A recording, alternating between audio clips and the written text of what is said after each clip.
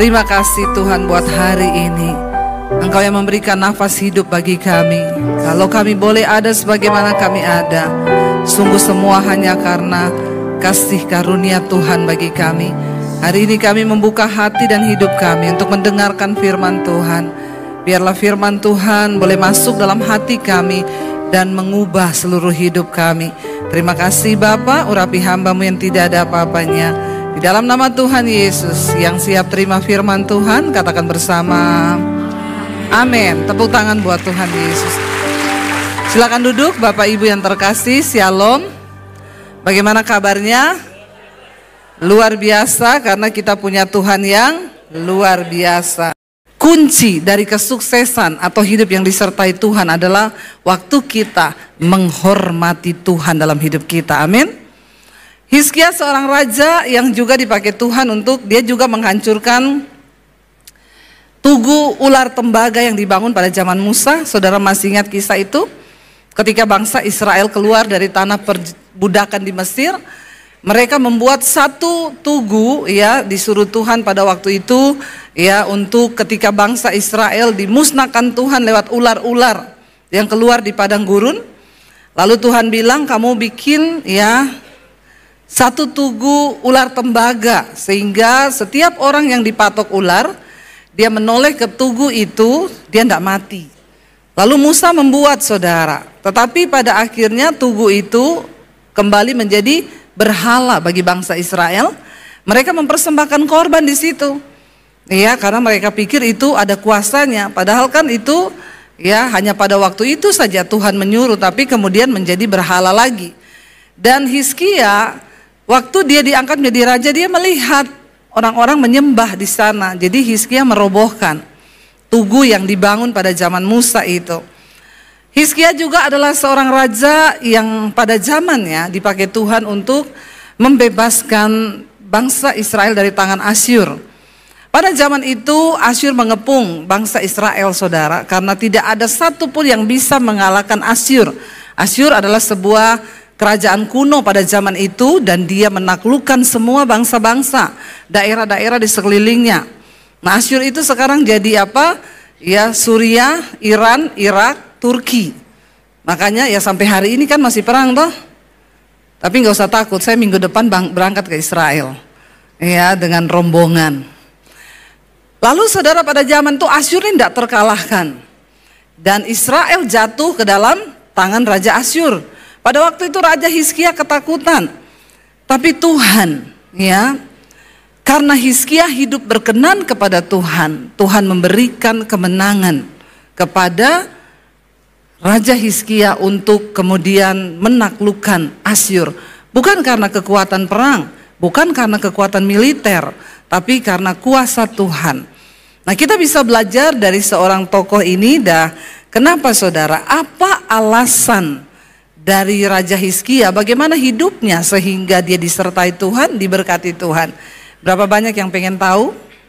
Berapa banyak yang pengen melakukan? Ya, kita semua yuk buka bersama Yesaya pasal 38. Ayat yang pertama kita baca secara bersama-sama. Ya, tolong orang Bandung kalau saya suruh baca, suaranya keluar. Ya, karena orang Bandung ini kan nyaris tak terdengar. Senyap, ya. Baca bersama 1, 2, 3. Pada hari-hari itu Hizkia jatuh sakit dan hampir mati. Lalu datanglah Nabi Yesaya bin Amos dan berkata kepadanya, beginilah firman Tuhan, sampaikanlah pesan terakhir kepada keluargamu, sebab engkau akan mati dan tidak akan sembuh lagi. Bapak Ibu, kalau datang orang dan berkata kepada kita, sampaikan pesan terakhir, kira-kira bagaimana perasaan kita? Berarti kita sudah diambang kematian. Yesaya disuruh Tuhan pergi ketemu Raja Hizkia. Yesaya itu hamba Tuhan yang tanpa basa-basi. Mau lu raja, mau lu orang kaya, pokoknya Tuhan sampaikan kau mati, mati. Sebaiknya hamba Tuhan seperti itu. Jangan sudah lihat orang delek-delek nggak bisa napas, ya, masih dihibur-hibur lagi. Tenang Bapak, Tuhan pasti kasih kesembuhan. Padahal udah jelas dia mau mati. Nggak boleh loh, ya. Saya ketika terakhir kali ditelepon Kiki Fatmala waktu dia mau menghapuskan napas yang terakhir, saya datang ke rumahnya, ya saya lihat dia di tempat tidur. Saya pegang tangannya, saya bilang, Ki, mati itu untung di dalam Yesus. Ya karena saya sudah lihat memang sudah tidak berdaya. Ya jangan dikasih pengharapan palsu, pasti kau sembuh, pasti. Ya jangan Bapak Ibu, lebih baik kita memberikan dia kesiapan. Karena ternyata banyak orang tuh tidak siap mati. Dan ini bahaya kalau dia udah mau mati, dia tidak siap mati, dia bisa menolak Tuhan loh. Ya, saya mau tanya di sini yang sudah siap mati berapa banyak? Ini enggak, saya tidak bercanda loh. Ya, ini enggak bercanda ya, ini serius. Yang sudah siap mati angkat tangan. Ya, puji Tuhan ada beberapa. Yang belum siap mati angkat tangan. Yang bingung angkat kaki. Kayaknya bingung semua ini ya. Enggak boleh bingung, saudara itu ya kalau tidak ada pilihan dalam hidup bahaya loh. Nanti jalanmu ngambang loh. Mati nggak mau, hidup juga nggak mau. Terus maunya apa? Jangan bikin bingung Tuhan ya. Siap atau tidak siap, mau atau tidak mau, kalau waktunya mati kita pasti mati. Kecuali Tuhan bilang belum. Ya, jadi daripada belum siap lebih baik siap-siap. Bilang kanan kirimu siap-siap loh. Ya, bilang siap-siap mati gitu ya. Enggak apa-apa ngomong kayak gitu kan, kita saling mengingatkan toh. Hizkia dikatakan oleh Nabi Yesaya, kamu akan mati, sampaikan pesan terakhirmu. Orang kalau sampaikan pesan terakhir itu berarti pesannya itu harus benar, jelas ya. Ada bapak-bapak di Jakarta mau mati, dia bilang sama istrinya, "Mah, aku mau kasih pesan terakhir apa? Rumah yang depan rumah kita jangan kamu jual." Istrinya kaget, "Hah? Oh iya, kenapa?" "Itu bukan punya kita." Benar, itu bukan punyamu, jangan kau jual. Jadi masalah ya nak ya. Jadi itu namanya pesan yang ya sedikit ngelawak kalau mau mati ya saudara. Tapi kalau orang itu udah mau mati disuruh sampaikan pesan terakhir ya. Lalu apa yang dilakukan Hizkia ketika dia disuruh menyampaikan pesan terakhir? Ayat 2 baca bersama. Lalu Hizkia memalingkan mukanya ke arah dinding dan ia berdoa kepada Tuhan. 3, ia berkata, "Ah Tuhan, ingatlah kiranya bahwa aku telah hidup di hadapan-Mu dengan setia dan dengan tulus hati, dan bahwa aku telah melakukan apa yang baik di mata-Mu." Kemudian menangislah Hizkia dengan sangat. Saudara, Hizkia tuh tidak berdoa nangis, "Tuhan, keluarga aku kasihan kalau aku mati, Tuhan anakku masih kecil-kecil." No. Kenapa doa Hizkia dijawab? Dia memalingkan muka ketika dia tahu dia mau mati, dia bilang ini, "Ah Tuhan, ingatlah kiranya bahwa aku telah hidup di hadapan-Mu dengan titik. Saudara tolong berikan alasan kepada Tuhan. Kenapa dia harus menjawab doamu? Amin. Kalau kita ngomong di hadapan Tuhan, apa yang akan saudara omongkan? "Ah Tuhan, ingatlah kiranya aku telah hidup di hadapan-Mu." Selingkuh Tuhan. Tidak usah angkat tangan. Jangan angkat tangan yang selingkuh. Bertobat ya. Alasan apa yang akan engkau beri di hadapan Tuhan tentang hidupmu sekarang? Apa yang akan kita ngomong sama Tuhan? Coba kita sekarang jujur. "Ah Tuhan, ingatlah kiranya aku ini hidup dengan kepahitan terus sama keluargaku. Ah Tuhan, ingatlah aku ini hidup dengan terus nonton film porno tiap hari." Anak-anak muda, apa yang alasan yang akan kau beri bagi Tuhan untuk dia mempertimbangkan doa dan permintaanmu? "Ah Tuhan, ingatlah aku tiap hari merokok, mabok, minum, dugem ke nightclub." Alasan apa yang mau kita beri?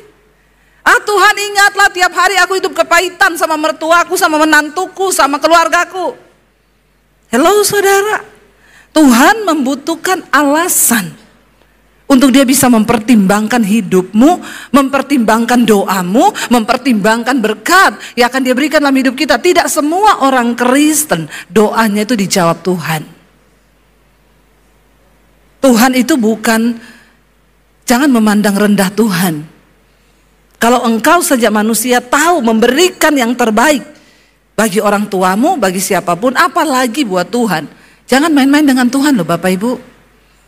Ya, bagaimana caramu hidup di hadapan Tuhan, itu akan menjadi hal yang Tuhan pertimbangkan untuk menjawab setiap doa dan permintaanmu. Banyak orang datang sama saya, Bu, saya sudah berdoa bertahun-tahun, kenapa tidak dijawab? Hati-hati saudara, tidak seenak itu menjadi orang Kristen.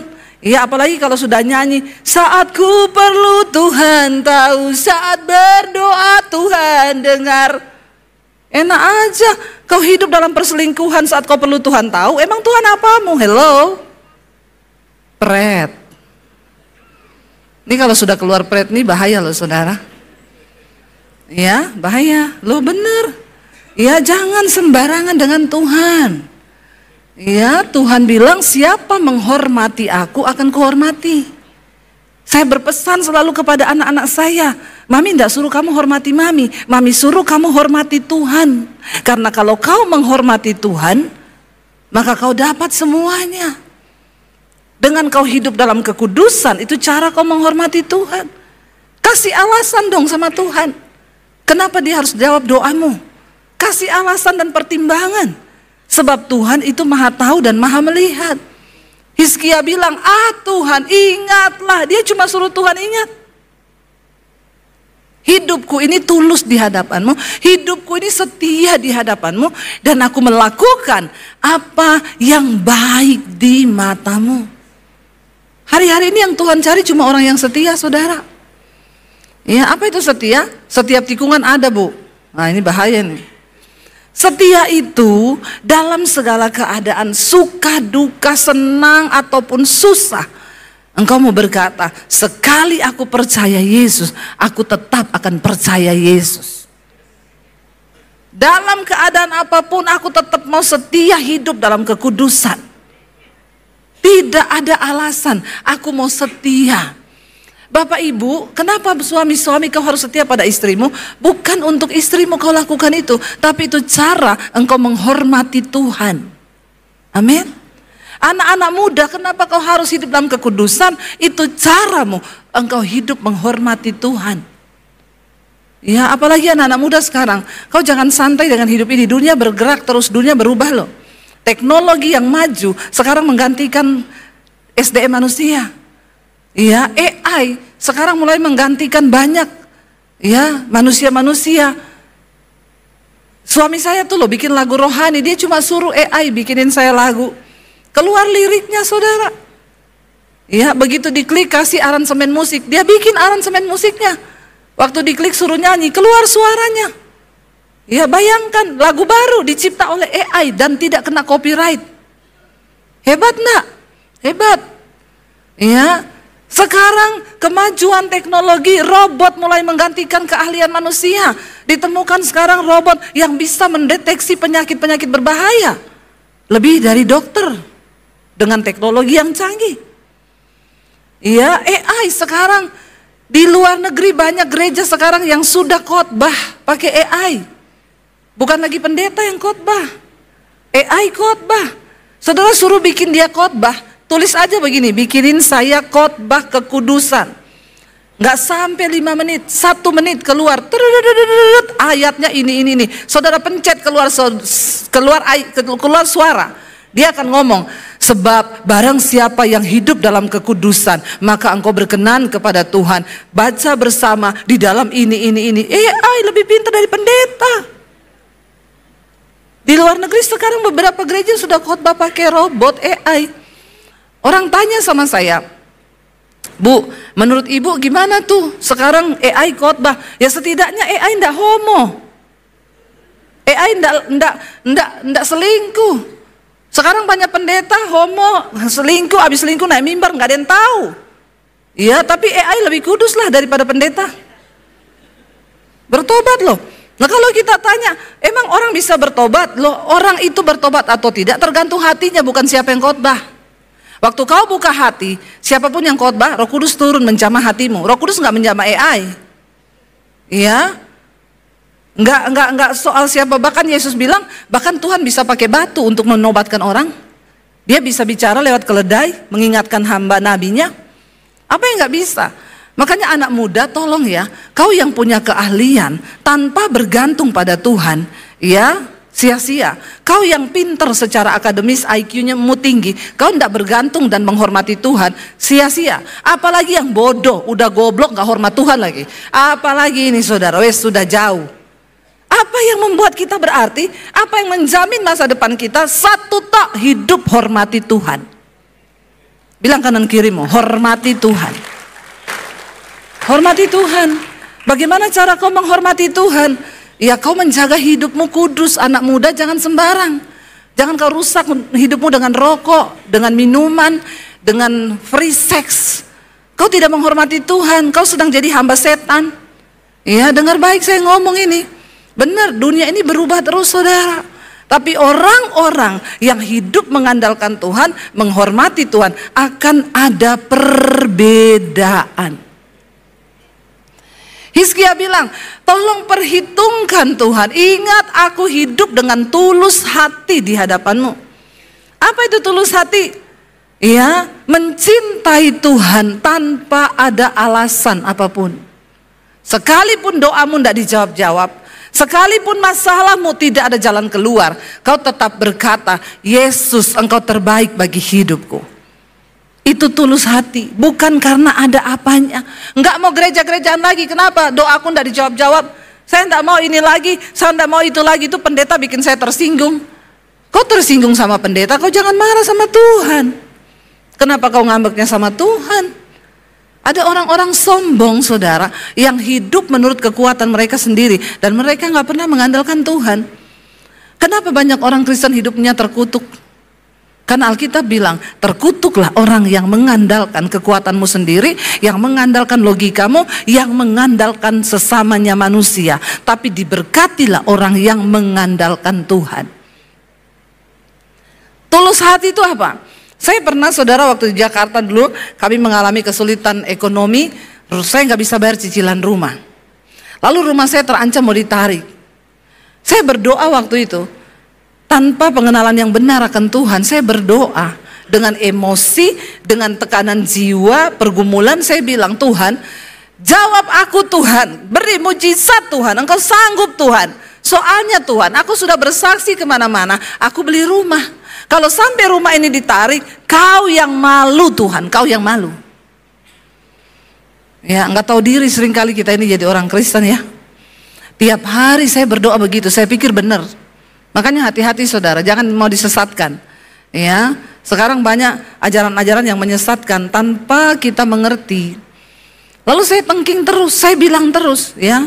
Karena ada beberapa orang bilang, ya Tuhanlah yang malu bu kalau rumahnya ditarik. Kan ibu sudah bersaksi. Setiap hari saya berkatakan begitu, yang ada saya makin stres, tertekan, lalu berkata, Tuhan tuh di mana ya? Kenapa dia nggak dengar doa saya? Itu kau sudah murtad secara rohani loh. Waktu kau berkata Tuhan tuh di mana? Kenapa dia nggak jawab doa saya? Satu kali ketika tidak ada orang di rumah, saya duduk, saya menangis, saya bilang Tuhan, hari ini saya tidak akan meminta, tapi bicara kepadaku Tuhan, apa maksudmu dari proses yang sedang Engkau izinkan aku jalani?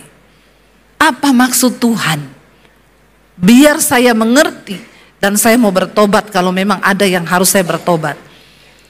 Tiba-tiba saudara, ada suara yang bilang begini, Tuhan itu mulia, Tuhan itu agung, kemasyurannya mengatasi segala apapun yang ada di bumi ini.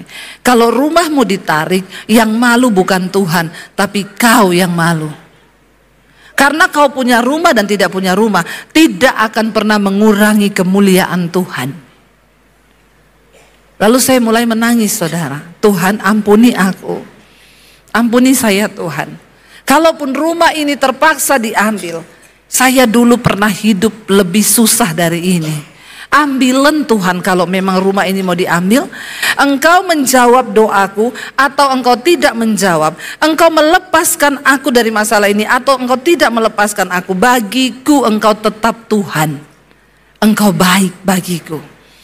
Dan aku menyembah Tuhan bukan karena aku punya rumah. Aku menyembah Tuhan karena aku sudah diselamatkan oleh darah Yesus.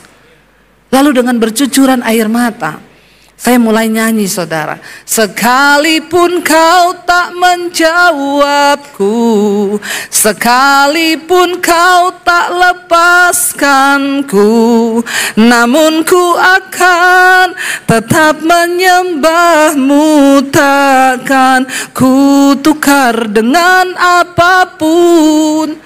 Saya nyanyi berkali-kali, air mata saya bercucuran, dan saya bilang, aku mengasihi Engkau Tuhan. Sekalipun kau tidak jawab doaku, sekalipun kau tidak lepaskan aku dari masalah ini, aku mau tetap mengasihi Tuhan. Dan Alkitab berkata, Dia Allah yang melihat hati. Waktu hatimu berubah kepada Dia, Dia melihat itu saudara. Dan sebenarnya persoalan Tuhan izinkan itu bagi saya cuma mau melihat sikap hatiku. Waktu saya bilang begitu sama Tuhan, tiba-tiba Tuhan bekerja. Saya nggak lagi berdoa nodong-nodong Tuhan. Jawab Tuhan, jawab Tuhan. Malu nanti kau. Enggak, waktu saya berserah, saya belajar bersyukur. Masalahnya tetap ada, tapi hati saya sudah damai. Karena ada ucapan syukur yang keluar dari mulut saya. Dan Tuhan melihat itu. Saudara tahu, di balik setiap masalah yang kau hadapi, Tuhan sedang bekerja memproses sikap hatimu, memproses cara berpikirmu untuk engkau menjadi selaras dengan Tuhan. Waktu saya mulai bersyukur, tiba-tiba Tuhan kasih jalan. Semua ide, kehendak dalam hidup kita tuh dari Tuhan. Tiba-tiba saya hubungi satu jemaat, rumahnya di Bekasi. Ya, saya nggak tahu rumahnya, dia juga nggak pernah datang ke rumah saya. Saya cuma inbox dia lewat Facebook karena saya nggak punya nomor HP-nya. Saya bilang, Bu, shalom, saya mau jual rumah saya, Bu. Kalau ibu mau beli, tapi ibu DP dulu 400 juta untuk lunasi rumah ini karena rumah ini terancam ditarik. Ibu, kalau rumah ini sudah keluar, ibu bayar 400 juta sebagai DP. Nanti saya ambil sertifikatnya, kita jual. Kalau sudah terjual, saya balikin uang ibu karena rumah ini sudah harganya 2 kali lipat. Kalau cuma ditarik, saya nggak dapat untung, malah rugi. Tapi kalau diselamatkan, saya bisa dapat untung. Jadi kalau ibu bayar 400 juta, nanti kami jual rumah ini, nanti uang ibu saya kembalikan, keuntungannya kita bagi 2. Kalau ibu mau. Nanti saya kasih tahu suami saya, Bu, katanya gitu. Tiba-tiba suaminya telepon saya, Bu, surat-surat komplit ada semuanya, Pak. Oke, minta nomor rekening, dia transfer 400 juta, saya lunasi rumah itu, sertifikatnya keluar.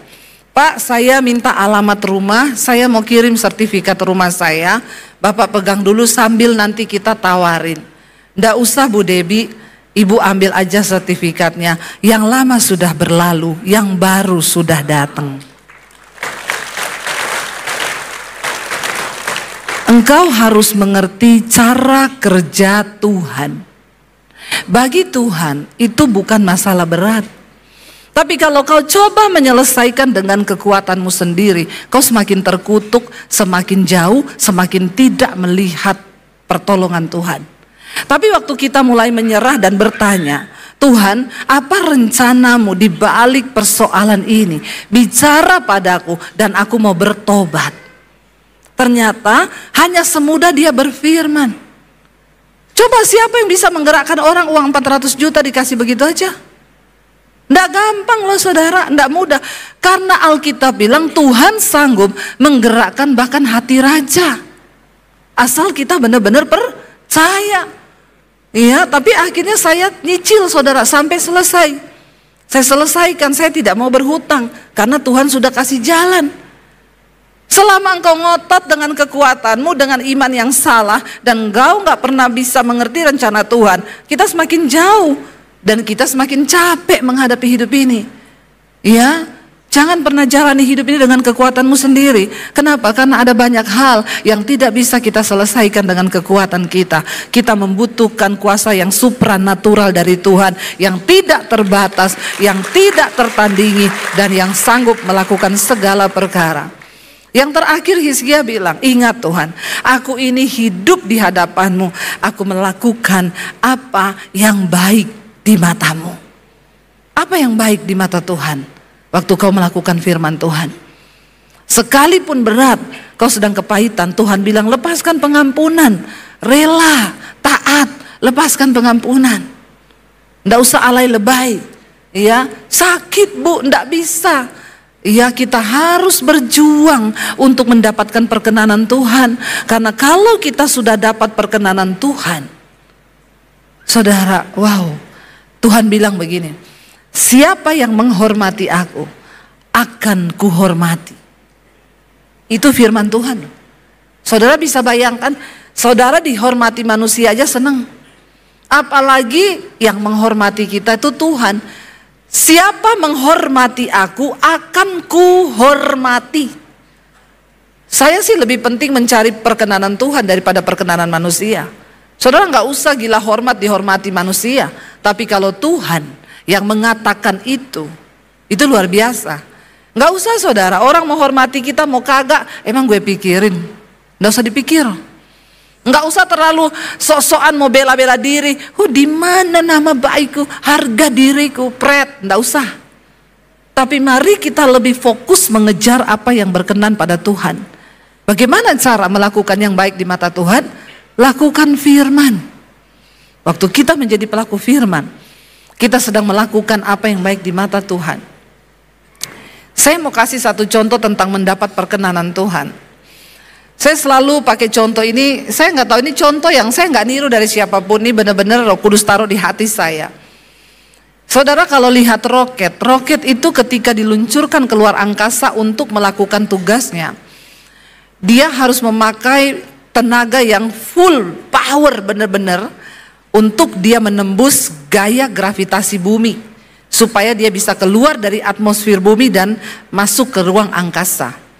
Kenapa dia harus pakai powerful, kekuatan sepenuh-penuhnya? Karena ada satu gaya gravitasi bumi yang berusaha untuk menjatuhkan dia ke bawah. Ya, tapi ada juga roket yang tidak kuat sehingga dia meledak di udara.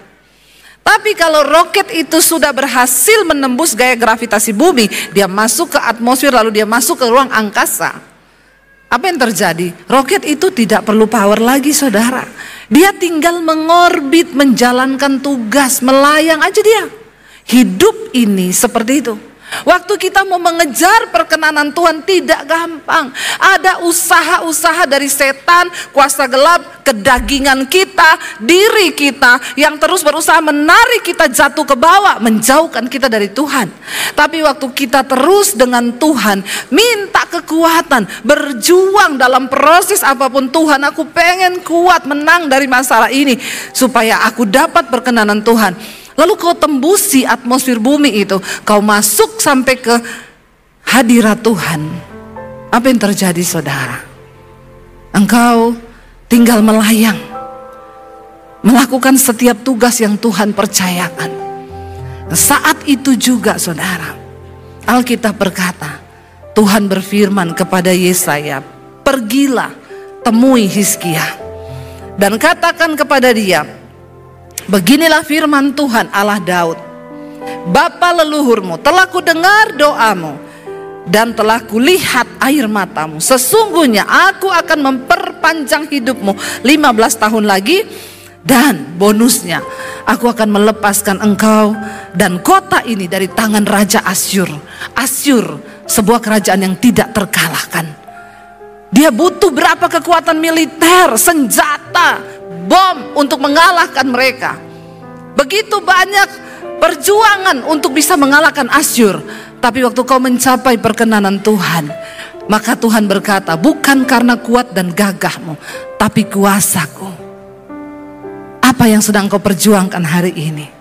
Pergumulan apa yang sedang engkau berusaha dengan kekuatanmu hari ini? Saya cuma mau bilang saudara, datang di kaki Tuhan, belajar hidup menghormati Tuhan, lakukan apa yang menyenangkan hatinya supaya engkau mendapatkan perkenanannya.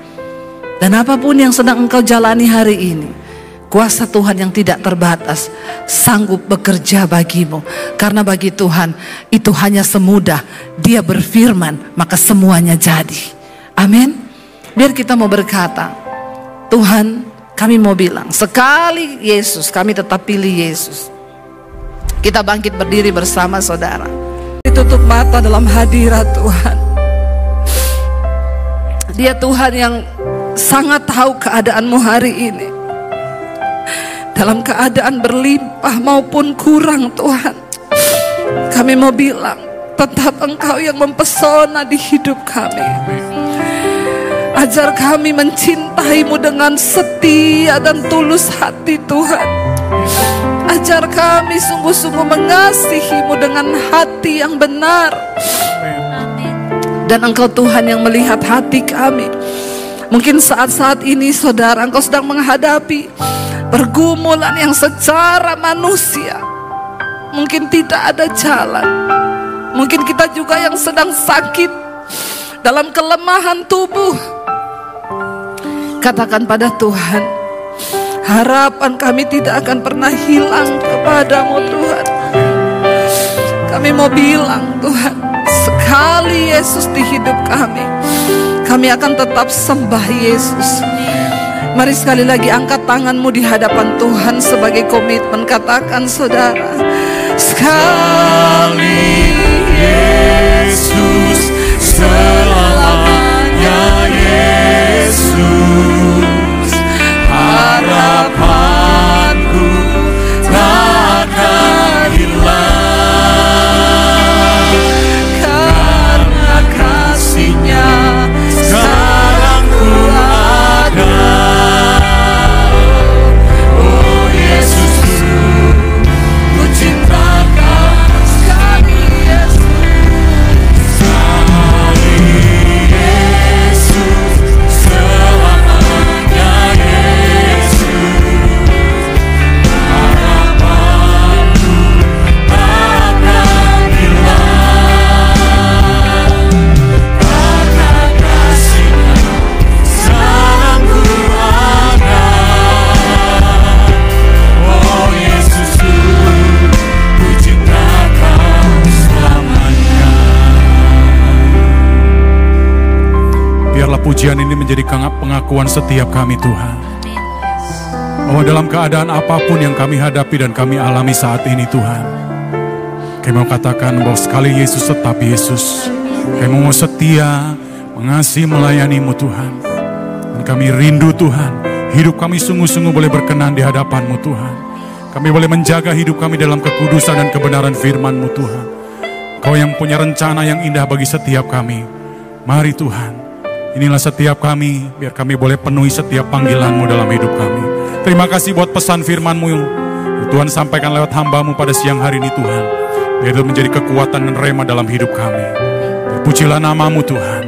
Kalau sebentar juga kami akan memberikan persembahan yang terbaik. Kami percaya Tuhan ini sudah memberkati kami. Kami mau memberi yang terbaik bagi kemuliaan nama Tuhan. Dalam nama Tuhan Yesus Kristus, mari yang percaya sama-sama nyatakan. Amin. Haleluya. Silakan duduk kembali. Shalom saudara sekalian, Tuhan ingin kita menjadi garam dan terang dunia. Ini Tuhan Yesus memberkati.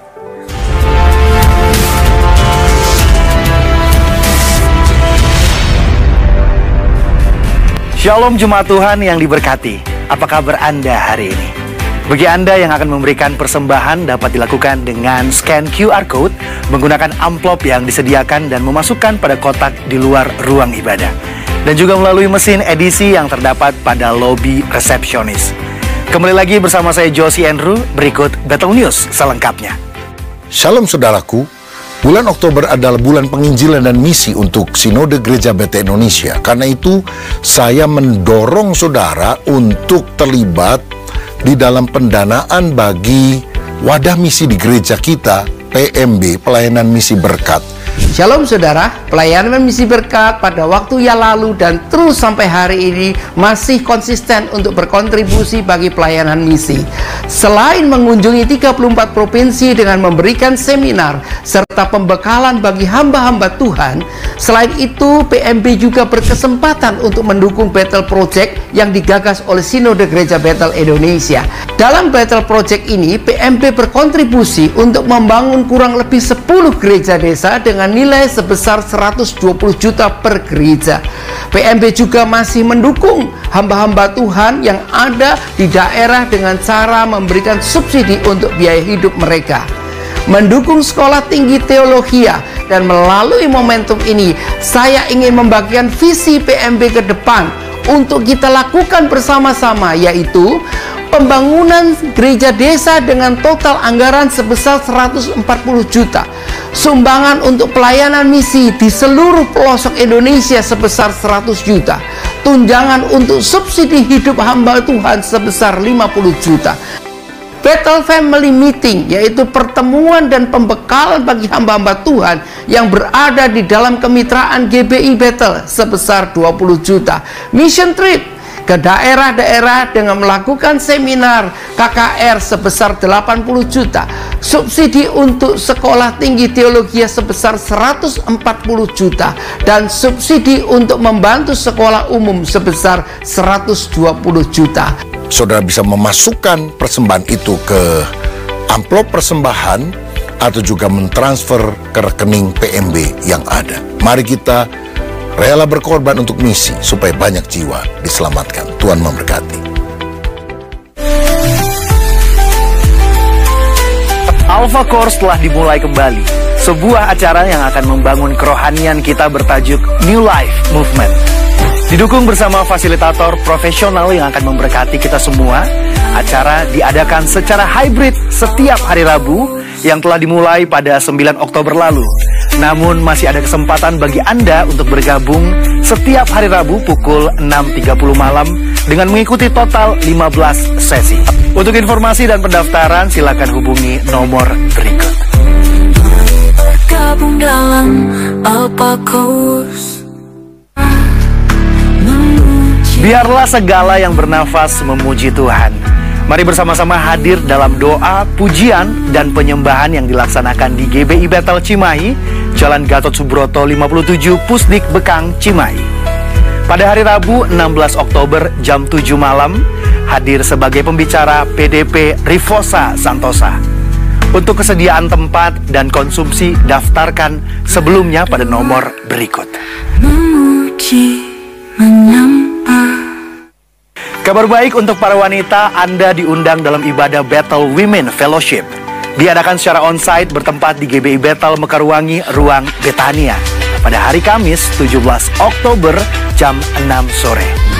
Hadir sebagai pembicara PDP Mira Olivia, wanita dan emosinya. Kepada seluruh pelayan GBI Bethel, Anda diwajibkan hadir mengikuti konser doa pagi yang diadakan pada Sabtu 19 Oktober pukul 5.30 pagi. Bertempat di GBI Bethel Hyper Square yang dilayani oleh Pendeta Yusuf Tarigan. Kami mengajak Anda bergabung dalam ibadah raya minggu depan. Hadir sebagai pembicara Pendeta Dr. Rubin Adi Abraham dan PDP Christopher Santoso dengan Praise and Worship bersama Richard Matulesi. Kami informasikan kepada jemaat yang belum dibaptis, akan dibuka kembali kelas prabaptis setiap hari Minggu yang dimulai pada 3 November pukul 13.30. Di GBI Bethel Mekarwangi, Ruang Betania, yang akan dibimbing oleh Pendeta Dr. Rubin Adi Abraham dan tim. Lakukan pendaftaran sebelumnya melalui link berikut ini.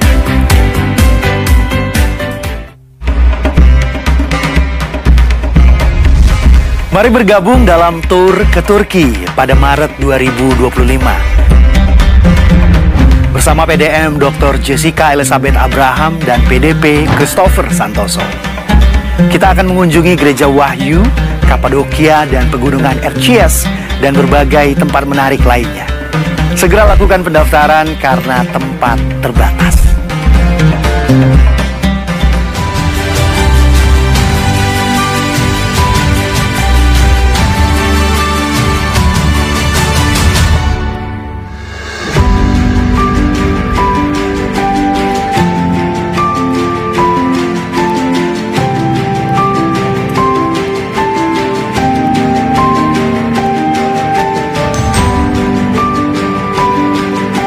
Demikian Battle News pekan ini, saya dan segenap kru Battle News yang bertugas mengucapkan selamat berakhir pekan. Tuhan Yesus memberkati.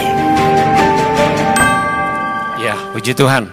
Bapak Ibu Saudara sudah diberkati hari ini, dikuatkan oleh kebenaran firman Tuhan. Amin. Amin. Beri kemuliaan bagi Tuhan Yesus. Haleluya. Terima kasih buat Ibu Pendeta Debbie Basir beserta Pak Daniel ya.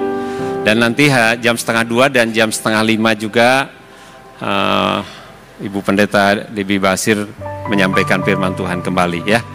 Bagi Bapak Ibu Saudara yang masih online, saatnya hari ini silakan onsite ya. Saya senang hari ini Bapak Ibu Saudara bisa hadir. Di tempat ini saya yakin kita mendapat berkat kekuatan yang baru daripada Tuhan. Bapak Ibu Saudara yang baru pertama kali hadir hari ini, kami mengucapkan selamat datang. Kita beri sambutan hangat dong buat mereka. Ya, kalau Bapak Ibu Saudara belum bergereja, silahkan bisa hadir terus bersama-sama dengan kami di tempat ini menjadi satu keluarga ya. Hari ini juga ministry fair masih ada. Bapak Ibu Saudara silahkan yang terpanggil untuk melayani ya di berbagai bidang sesuai karunia Bapak Ibu Saudara, silahkan daftar di depan. Yang belum bikom juga silahkan ya. Mari kita berdiri, kita akhiri ibadah kita pada siang ini. Haleluya. Bapak Surgawi, terima kasih, kami bersyukur Tuhan buat siang ini. Terima kasih Tuhan buat kehadiran-Mu di tengah-tengah kami. Ketika kami memuji Engkau, menyembah-Mu, Engkau hadir bertahta di atas pujian kami. Dan kami percaya Engkau melawat setiap kami pribadi lepas pribadi. Dan kami percaya Tuhan, firman-Mu juga sudah disampaikan. Biarlah kami menaruh hormat yang besar kepada Tuhan. Setiap hari dalam kehidupan kami menghormati Engkau Tuhan. Sehingga kami menjaga kekudusan, hidup sungguh-sungguh intim dengan Tuhan. Sehingga kehidupan kami menjadi kehidupan yang dihormati juga oleh Tuhan. Itu menjadi sesuatu yang privilege Tuhan buat kami. Hal yang istimewa. Kalau Allah di atas segala Allah, Allah yang mencipta segala alam semesta ini menghormati kami. Itu adalah sesuatu yang luar biasa. Sebab itu Tuhan, kami mau hormat setiap hari kepada Tuhan. Biarlah setiap kami yang hadir pada siang ini, kami sungguh-sungguh Tuhan, kami pulang dengan satu tekad yang baru. Kami mau hidup sesuai dengan kehendak Tuhan, hidup melakukan kehendak Tuhan. Kami hidup dengan hormat kepada Tuhan. Dan kami mau bertobat kalau kami mau hidup sesuai dengan kehendak Tuhan. Dan Tuhan yang dimuliakan dalam setiap kehidupan kami. Berkati Tuhan seluruh jemaat Tuhan. Kami percaya setiap pergumulan yang sedang kami hadapi, itu proses yang Tuhan sedang kerjakan untuk supaya kami memiliki karakter yang indah di hadapan Tuhan, karakter yang memuliakan Tuhan setiap hari dalam kehidupan kami. Kalau ada yang sakit, Tuhan sembuhkan dalam nama Tuhan Yesus. Kalau ada yang sedang tertutup jalan dalam usaha, dalam pekerjaan, terbuka dalam nama Tuhan Yesus. Dan biarlah ketika kami dijawab doa kami, ketika kami sembuh, biarlah kami memuliakan Tuhan.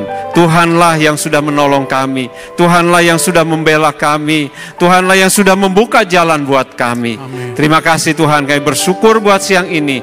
Dan kami percaya Tuhan, kami pulang dengan berkat daripada Tuhan. Kami mau mengangkat tangan kepadamu Bapa, dan kami mau menerima berkat daripada Tuhan.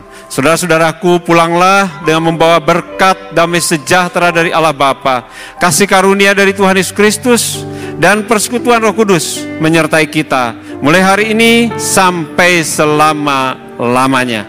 Kita yang percaya katakan amin. Tuhan Yesus memberkati.